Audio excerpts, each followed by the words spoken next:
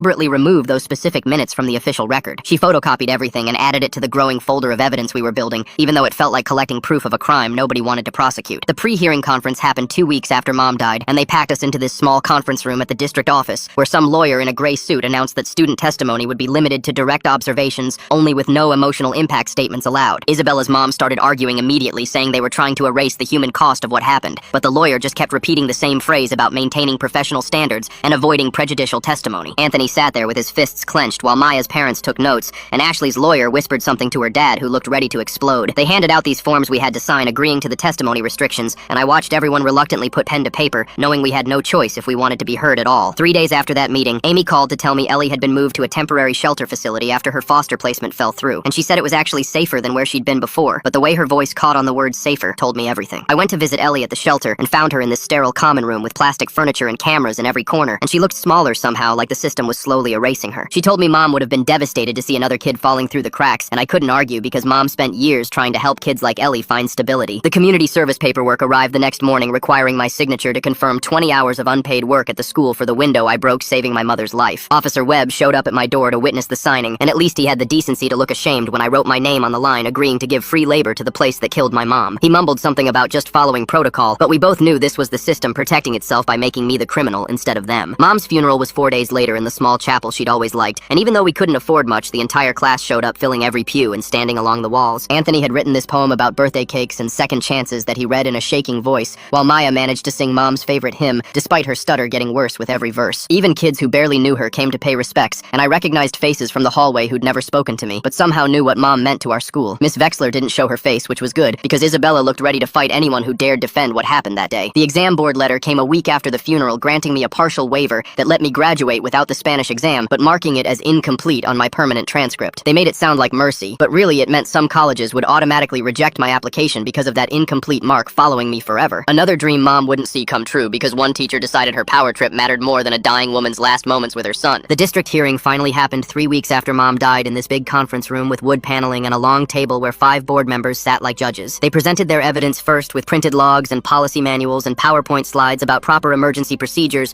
while we sat there with our stories of what actually happened in that room. Mendoza kept talking about precedent and liability concerns while we tried to explain about humanity and basic decency, but you could see the divide in the room between people who saw policies and people who saw pain. The principal testified that he'd followed standard protocol, and the board members nodded, like that mattered more than the fact that he'd lied about my mom's condition to keep me trapped. When they announced their decision a week later, the principal received an official reprimand and 40 hours of crisis management training, but kept his job and his full salary and his pension. The district newsletter called it a resolution and talked about learning opportunities and improved procedures, but everyone knew it was just the system protecting